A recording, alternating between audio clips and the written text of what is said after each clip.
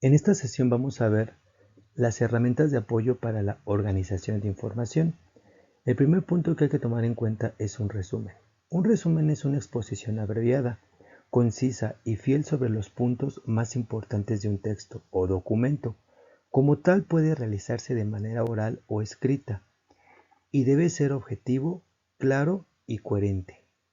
También un resumen es una exposición breve y específica del contenido de un tema o materia. Puede ser escrito o puede ser en un audiovisual. Se citan las ideas más importantes.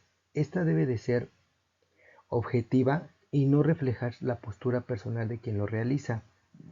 También hay que tomar en cuenta que el propósito de los resúmenes es sintetizar lo más importante de un texto, sin modificarlo. Existen diferentes tipos de resúmenes, pero todos tienen los siguientes puntos. Se reelaboran del texto original, sintetizándolo. Presentan las ideas principales de un texto. Utilizan un lenguaje claro y sencillo. Conservan las definiciones y conceptos de los principales del texto original. Respetan el orden de las ideas planteadas en el texto original. Su extensión puede ser variable según su propósito. El resumen se hace a partir de las ideas principales, subrayadas de un texto, o de las notas tomadas a una exposición, o al redactar con exactitud y brevedad solo las aportaciones básicas del autor y la materia tratada, con frases cortas y sin juicios críticos.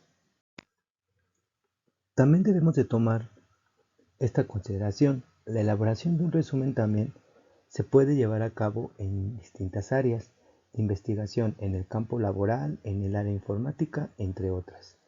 Entre las principales funciones del resumen se pueden mencionar las siguientes. 1. Es suministrar la información básica de un contenido más amplio. 2. Informar sobre el tema a tratar, orientar al lector o investigador acerca del contenido desarrollado en el texto original. Y 3. Presentar información objetiva, breve, sobre un tema o contenido. Este punto ya lo habíamos hablado anteriormente. Bueno, también tenemos lo que es la paráfrasis, que es otro elemento muy importante. La paráfrasis es la explicación o interpretación del texto para lograr una mejor comprensión del mismo.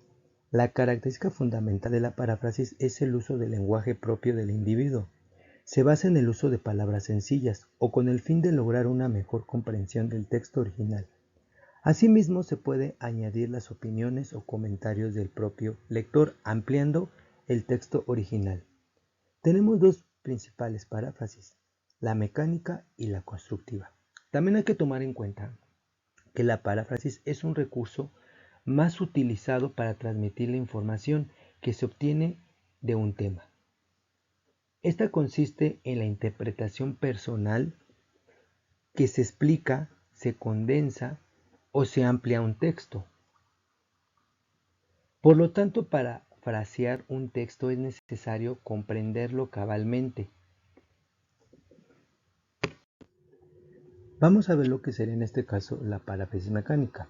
Es la que consiste en sustituir en un texto algunas palabras por sus sinónimos o por frases equivalentes, conservando la misma estructura del texto original. Aquí tenemos un ejemplo. Vamos a poner primero el texto original. Retomando nuestro ejemplo anterior, ya tenemos aquí el texto original convertido en una paráfrasis mecánica. Bueno, ahora vamos a hablar de lo que sería una paráfrasis constructiva. Es cuando la frase o texto es reelaborado conservando la idea principal, aunque la estructura sea completamente distinta. Aquí también tenemos un ejemplo.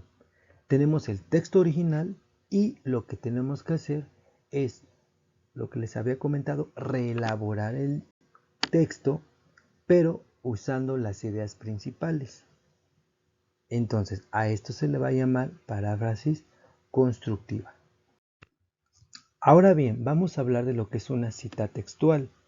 Una cita textual, por lo tanto, consiste en la reproducción exacta de una expresión, la cual se inserta en un discurso propio. La principal característica de la cita textual es que se mantiene su formulación original, a diferencia de lo que ocurre con la paráfrasis. O sea, en este caso se va a tomar un renglón de cierto libro o de una novela y se va a poner tal cual. Ahora, hay que ver dos tipos de cita textuales. La primera es la corta, que es la que tiene menos de 40 palabras. Se introduce en el texto con un entrecomillado doble. Cuando es en este caso corta, se le debe de poner un entrecomillado doble. Ahora, pasa lo inverso en la cita textual larga, que es la que cuenta con más de 40 palabras, se escribe sin comillas y en una nueva línea. Aquí tenemos un ejemplo de una cita corta y una cita larga. La cita corta, en este caso, es menos de 40 palabras y está entrecomillada, ¿sí? Al principio y al final. La cita larga, se dan cuenta que en este caso se toma de un libro, pero no se va a poner entrecomillado. Ahora, ustedes observan que al final del texto o de los dos textos viene entre paréntesis el nombre del autor, coma, año y página. Bueno, este se llama formato APA. Ustedes cuando encuentren una cita y la pongan, siempre deben de poner el autor del libro, el año y la página.